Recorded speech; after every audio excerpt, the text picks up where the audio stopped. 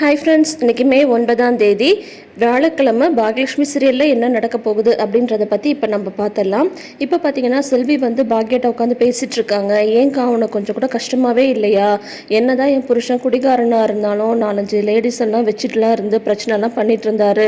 அப்படி இருந்தப்போ கூட அவரால் ஒருத்திக்கு உண்டாயிருக்கா அப்படின்ற விஷயம்லாம் எனக்கு தெரிஞ்சால் நான் சும்மாவே இருந்திருக்க மாட்டேன். எனக்கு அவ்வளோ ஆத்திரம் வந்திருக்கும், அவ்வளோ இதாக இருந்திருக்கும். என்னால் அதெல்லாம் விட்டு கொடுத்துருக்கவே முடியாது. ஆனால் உன்னால் எப்படிக்கா இப்படி இருக்க முடியுது அப்படின்ற மாதிரி கேட்குறாங்க. இப்போ நீ என்கிட்ட என்ன எதிர்பார்க்குற? நான் கஷ்டப்பட்டேன்னா நீ தெரிஞ்சுக்கணும். அதை தானே நீ எதிர்பார்க்குற. இங்கே தான் இதே மொட்டை மாடியில் தான் நான் ராதிகாட்ட கேட்டேன், ப்ரெக்னெண்ட்டாக இருக்கீங்களான்னு சொல்லிட்டு. அவங்களும் ஆமாம் அப்படின்னு சொன்னாங்க. அவங்க ஆமான்னு சொல்லிட்டு அவங்க போனதும் கொஞ்ச நேரம் நான் அப்படியே நின்றுட்டேன். நான் என்ன யோசிச்சேன்னு எனக்கு இப்போ கூட ஞாபகம் இருக்குது. நான் அப்படி யோசிச்சு பார்க்கும்போது எனக்கு நிறைய விஷயம் ஞாபகத்துக்கு வந்துச்சு. அதெல்லாம் என்ன தெரியுமா உனக்கு? அவர் என்னை சந்தோஷமாக வச்சுக்கிட்ட நாள் எதுவுமே எனக்கு ஞாபகம் வரல. ஆனால் அவர் என்னை என்னெல்லாம் பண்ணியிருக்காருன்றது தான் எனக்கு ஞாபகம் வந்துச்சு. என்னை எப்படியெல்லாம் ஏமாத்திருக்காரு, என்னை எப்படியெல்லாம் இறக்கி வச்சு பேசியிருக்காரு. நான் எதுக்கும் லாய்க்கு இல்லை. வீட்டில் ஏதாவது பிரச்சனை நடந்தால் அதுக்கு நான் தான் காரணம், அப்படி இப்படின்னு சொல்லிட்டு அவர் என்னை ஏமாத்தினது, ராதிகா கூட பழக்கம் வச்சுட்டு இருந்தது, எனக்கே தெரியாமல் டைவர்ஸ் வாங்க கூட்டிகிட்டு போனது, இது எல்லாம் தான் எனக்கு ஞாபகம் வந்தது. அதெல்லாம் நினச்சி பார்த்ததுக்கு அப்புறம் தான் தெரிஞ்சது நான் ஒரு எவ்வளோ ஏமாளியாக இருந்திருக்கேன், நான் எவ்வளோ ஒரு முட்டாளாக இருந்திருக்கேன் அப்படின்றது எனக்கு அப்புறம் தான் தெரிஞ்சது. சுயமரியாதைன்னா என்ன அப்படின்றத இப்போ தான் எனக்கு புரியுது.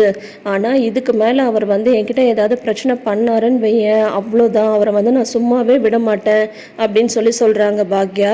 உடனே செல்வி சொல்கிறாங்க, எங்கக்கா சார் இப்போவும் உன்னை சீண்டிகிட்டே தானே இருக்காரு. ஏதாவதுன்னா உன்னை பிடிச்சி திட்டுறாரு, உன்கிட்ட பிரச்சனை பண்ணிட்டு இருக்காரு. அது எல்லாத்துக்கும் நீ அமைதியாக தானே போயிட்டுருக்க அப்படின்ற மாதிரி கேட்குறாங்க செல்வி. அதுக்கு பாக்யா சொல்கிறாங்க, ஆமாம் நான் சுயமரியாதையே இல்லாமல் இருந்துட்டேன் அப்படின்றது எனக்கு இந்த ஒரு விஷயத்தில் தான் எனக்கு நல்லாவே புரியுது. இதுக்கு மேலெல்லாம் என்னால் சும்மா இருக்க முடியாது. இனிமேல் அவர் ஏதாவது என்கிட்ட ஒரு வார்த்தை இல்லை என்னை பற்றி ஏதாவது ஒரு வார்த்தை நான் பின்தொடர்றது, நான் என்ன பண்ணுறேன்னு பார்க்குறது, அந்த மாதிரி பிரச்சனை பண்ணாருன்னு வையேன், அதுக்கப்புறம் நடக்கிறதே வேற. இந்த ஒரு விஷயத்தினால எனக்கு எது தெரிஞ்சிருக்கோ இல்லையோ, சுயமரியாதைன்னா என்னன்றது எனக்கு தெரிஞ்சிருக்கு. இதுக்கு மேலே அவரை எந்த விதத்துலையும் என்னால் அவர் பண்ணுறதெல்லாம் பார்த்துட்டு சும்மா இருக்க முடியாது. ஏன்னா என்னை அவ்வளோ நோகடிச்சிருக்காரு அவர் அப்படின்ற மாதிரி பாக்யா சொல்லிட்டு இருக்காங்க. எது எப்படியோக்கா, இந்த ராதிகா உண்டானதுனால உனக்கு இந்த மாதிரி ரோஷம் வந்திருக்கே, அது வரைக்கும் எனக்கு சந்தோஷம்தான் அப்படின்னு சொல்லிட்டு செல்வி சொல்கிறாங்க. செல்வி கிட்ட ரொம்ப நேரம் மனசு விட்டு பாக்யா பேசிட்டு இருக்காங்க. அதை பார்க்கும்போது பார்த்தீங்கன்னா அவங்க பாக்யா சொன்ன மாதிரி கோபி எப்படியெல்லாம் இவங்க லைஃப்பில் விளையாடி இருக்காரு, இவரோட வாழ்க்கையை அவர் வாழ்ந்திருக்காரு அப்படின்ற விஷயத்தையும் பாக்யா சொல்கிறாங்க. என்னை தவிர என்னோட வாழ்க்கையை எல்லாருமே வாழ்ந்திருக்காங்க அப்படின்ற மாதிரி பாக்யா சொல்கிறாங்க. நிறைய லேடிஸ்க்கு அப்படிதாங்க, அவங்க லைஃப்பில் அவங்களால டிசைட் பண்ணவே முடியாது. அவங்க டிசிஷன் எடுக்கிற இடத்துல நிறைய பேர் டிசிஷன் எடுத்திருப்பாங்க. அந்த ஒரு விஷயத்தை தான் இன்றைக்கி பார்த்தீங்கன்னா செல்வி பாக்யா டிஸ்கஸ் பண்ணுறாங்க. அதுக்கப்புறம் பார்த்தீங்கன்னா இங்கே கீழே பாட்டி தூங்கிட்டு இருக்காங்க. ஆனால் தூக்கமே வரல. தாத்தா நல்லா தூங்குறாங்க.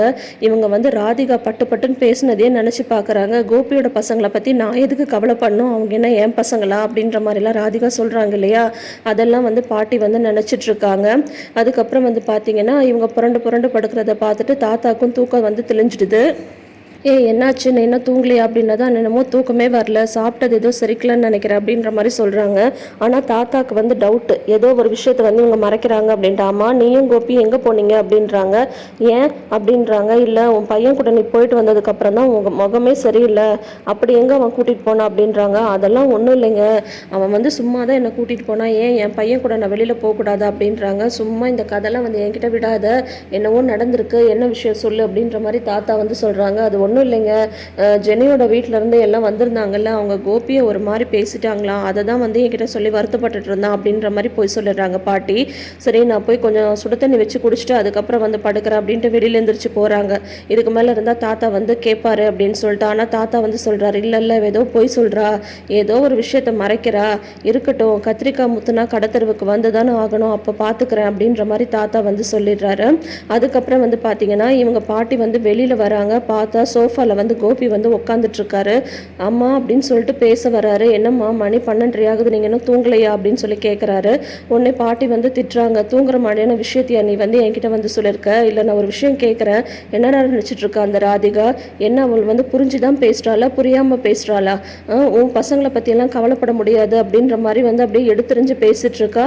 அதுக்காக அவங்கெல்லாம் உன் பிள்ளைங்க இல்லைன்னு சொல்லிட்டு ஆயிட முடியுமா? இப்போ என்னடா அமிர்தா விஷயமும் அவளோட விஷயமும் ஒன்றா?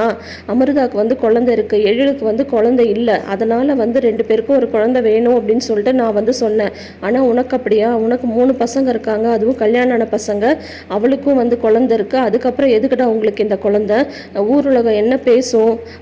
உன் பசங்களுக்கு தெரிஞ்சால் அவங்க வந்து என்ன நினைப்பாங்க? அவங்க முன்னாடி நீ வந்து தலை குனிஞ்சு நிற்கணும், அவங்களுக்கும் அது ஒரு அசிங்கமான விஷயமா இருக்கும் அப்படின்றது எதுவுமே அவளுக்கு வந்து புரியலையா? அவள் என்ன அப்படி வந்து பேசிகிட்டு இருக்கா அப்படின்னதும் என்னம்மா பண்ண சொல்கிறீங்க? நீங்கள் நினச்ச இது எல்லா விஷயத்தையும் நினச்சி தான் உங்ககிட்ட சொல்கிறதுக்கு முன்னாடியே அவட்ட வந்து இந்த குழந்தை வேண்டான்னு நான் சொன்னேன். ஆனால் அவள் பிடிவாதமாக இருக்கா, தான் பிடிச்ச முயலுக்கு 3 காலுன்னு இருக்கா. ஆனால் ஒன்று, இந்த விஷயம் வந்து நடந்து முடிக்கிறதுக்குள்ளார வந்து பார்த்தீங்கன்னா எனக்கு வந்து ஹார்ட் வெடிச்சு நான் போய் சேர்ந்துடுவேன் போல இருக்கு அப்படின்றாரு கோபி. ஏன்டா இந்த மாதிரிலாம் சொல்கிற அப்படின்றாங்க. உடனே ஈஸ்வரி, இல்லைம்மா நான் நிஜமாக தான் சொல்கிறேம்மா, எல்லாத்துலேயுமே பிடிவாதமாக இருக்காம்மா, அவள் என்ன நினைக்கிறாளோ அதை தான் நடக்கணும் அப்படின்ற மாதிரி வந்து சொல்கிறா. பசங்க கிட்டலாம் இந்த விஷயத்த சொல்லுன்னு சொல்லிட்டு இருக்கா. எப்படி நான் இந்த விஷயத்த வந்து எல்லார்ட்டையும் வந்து சொல்லுவேன் அப்படின்ற மாதிரி வந்து கேட்குறாங்க. நீ ஒன்றும் கவலைப்படாதப்பா, இதை பற்றி நான் மறுபடியும் அவட்ட பேசுகிறேன் அப்படின்னு சொல்கிறாங்க.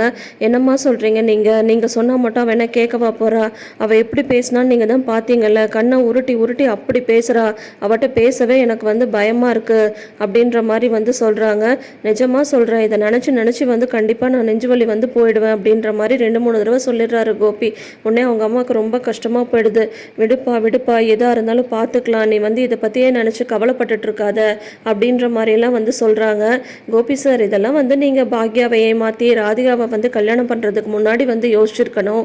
ஏன் உங்களுக்கு அப்போ தெரியாதா ராதிகாவோட குணம் என்னன்னு சொல்லிட்டு? இப்போ வந்து பார்த்தீங்கன்னா ராதிகா வந்து அவ்வளோ அடம் பிடிச்சிட்டு அவ்வளோ ஒரு அட்டகாசம் பண்ணிட்டு இருக்காங்க. கோபிக்கானா இதெல்லாம் தேவைதான். அதுக்கப்புறம் பார்த்தீங்கன்னா, சரிப்பா நேரம் ஆகுது, நீ போய் தூங்கு அப்படின்னு சொல்கிறாங்க பாட்டி. இல்லைம்மா நான் ரூம்க்கே போகல, நான் இங்கேயே தூங்குறேன், நீங்களும் இங்கே இருங்க அப்படின்னு சொல்லிட்டு அவங்க அம்மா மடியிலே படுத்துக்கிறாங்க. ஈஸ்வரி பாட்டிக்கு ஒரே கவலையாயிடுது. ஐயோ என்னடா பையன் இவ்வளோ கவலைப்படுறானேன்னு சொல்லிட்டு ரொம்ப கவலையாயிடுது. ஆனால் அதை பார்க்கும்போது நம்மளுக்கு வருத்தமாலாம் கண்டிப்பாக இல்லைங்க. கோபி இந்த மாதிரி பண்ணுறது எல்லாமே இவருக்கு ஒரு காரியம் ஆகணும்னா என்ன வேணால் பேசுவார். அதுக்கப்புறம் பார்த்தீங்கன்னா நாளைக்கே விஷயம் வந்து பசங்களுக்கெல்லாம் தெரிஞ்சதும் வந்து பார்த்தீங்கன்னா அப்பாடா எப்படியோ தெரிஞ்சிடுச்சு அப்படின்னு சொல்லிட்டு விட்டுருவாரு. அவ்வளோதான். இவரை பற்றி நம்மளுக்கு தெரியாதா? நம்பர் 1 செல்ஃபிஷ்ஷு ராதிகா. அதுக்கு மேலே அப்பா இப்போ வந்து பார்த்தீங்கன்னா வீட்டில் வந்து எல்லாரையும் கூப்பிட்டு வச்சு ப்ரெக்னெண்ட்டாக இருக்கிற விஷயத்த சொல்லணும். அவங்களோட குறிக்கோளே பார்த்து தான் இருக்குது. இப்போ அடுத்த நாள் பார்த்தீங்கன்னா கோபி விடிய தூங்காமல் உட்காந்துட்ருக்காரு. அப்போ பார்த்தீங்கன்னா ராதிகா வந்து தூக்கத்துலேருந்து எழுந்திருக்கிறாங்க. மணி 7 ஆயிடுச்சு, வாக்கிங் போகலையா நீங்கள் அப்படின்ற மாதிரி வந்து கேட்குறாங்க. இல்லை வாக்கிங் போகல, வந்து நேற்று நைட் நம்ம பேசணும்ல அந்த விஷயத்த தான் யோசிச்சுட்ருக்கேன் அப்படின்னு சொல்கிறாங்க. என்னது அப்படின்ட்டு உடனே அவங்க முகமே மாறி போயிடுது, முட்டைக்கண்ணை போட்டுக்கிட்டு. உடனே வந்து அதுதான் நீ வீட்டில் வந்து எல்லாருக்கிட்டையும் விஷயத்த வந்து சொல்லணும்னு சொன்னல, அதை பற்றி தான் வந்து நான் யோசிச்சுட்ருக்கேன் அப்படின்ற மாதிரி வந்து கோபி வந்து சொல்கிறாரு. அதை பற்றி நீங்கள் என்ன யோசிக்கிறீங்க? எல்லார்ட்டையும் சொல்லணும்ல, சொல்லியே ஆகணும், எனக்கு தெரியாது அப்படின்ற மாதிரி வந்து சொல்கிறாங்க. சொல்கிறேன் சரியா, அதை தான் நான் சொல்லிட்டேன்ல. இப்போ மணி 7 தான் ஆகுது, எல்லாரும் தூங்கிட்டு இருப்பாங்க, எல்லாரும் எழுந்து வரட்டும், அதுக்கப்புறம் நான் வந்து சொல்கிறேன் அப்படின்ற மாதிரி வந்து சொல்கிறாங்க. சீக்கிரமாக சொல்லுங்கள், இல்லைன்னா உங்கள் அம்மா என்ன வேணால் பண்ணுவாங்க அப்படின்றாங்க. எங்கள் அம்மா என்ன பண்ண போகிறாங்க அப்படின்னு சொல்கிறாங்க. உடனே அதுக்கு ராதிகா சொல்கிறாங்க, அதான் நேற்று சொன்னாங்களே கலைக்க சொல்லிட்டு நான் முடியாதுன்னு சொல்லிட்டேன். உடனே உங்கள் அம்மா ஏதாவது மருந்து கொடுத்து எனக்கும் என் குழந்தைக்கும் ஏதாவது பண்ணிட்டாங்கன்னா அப்படின்ற மாதிரி ராதிகா சொல்கிறாங்க. ராதிகா இப்படி சொன்னது கோபிக்கு செம கோவம் வந்துடுது. இடியட் மாதிரி பேசாத ராதிகா, எங்கள் அம்மா வந்து இருக்கிற சூழ்நிலையை தான் வந்து சொன்னாங்க, எல்லாருக்கும் எது நல்லதோ அந்த விஷயத்தை தான் பண்ண சொன்னாங்க. ஆனால் அதுக்காக எங்கள் அம்மாவை வந்து நீ இப்படியெல்லாம் சொல்லுவியா அப்படின்னு சொல்கிறாங்க. உங்கள் அம்மா அவங்களுக்கு நான் வேணுங்கிறத நடக்கணுன்றதுக்காக என்ன வேணால் பண்ணுவாங்க.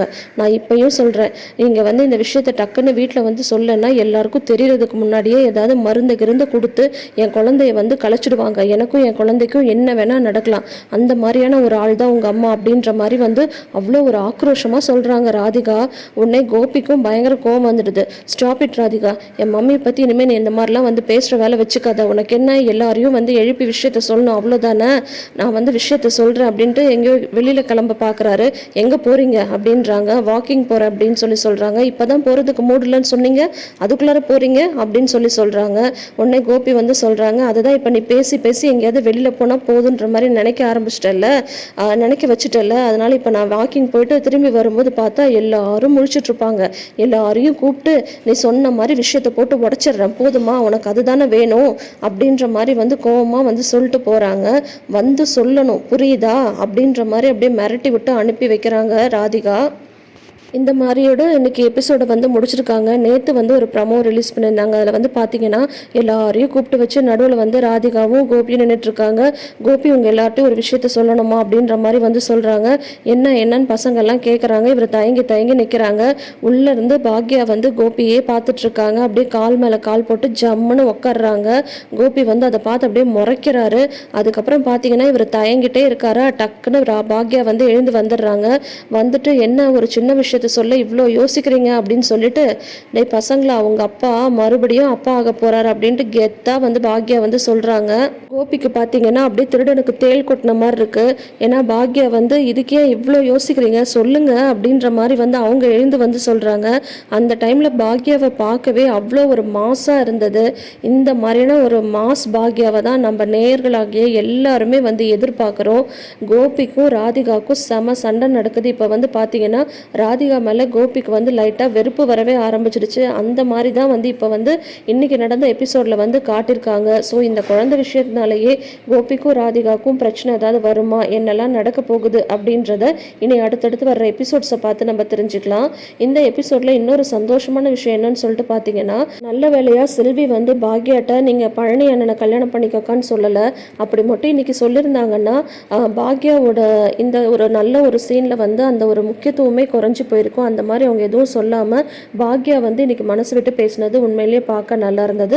ஸோ இனி அடுத்தடுத்து என்ன நடக்க போகுதுன்றதை வெயிட் பண்ணி பார்த்து தெரிஞ்சுக்கலாம். தொடர்ந்து வீடியோஸ்க்கு நம்ம சேனல் எப்பயே சப்ஸ்கிரைப் பண்ணி வச்சுக்கோங்க. நோட்டிஃபிகேஷன் பெல் ஐக்கானில் ஆல் சிம்பிள் கிளிக் பண்ணிக்கோங்க. கூடவே இந்த ப்ரிவ்யூ உங்களுக்கு பிடிச்சிருந்ததுன்னா உங்கள் ஃப்ரெண்ட்ஸ் அண்ட் ஃபேமிலிக்கு இந்த லிங்க்கை வந்து ஷேர் பண்ணி விடுங்க. Thank you friends.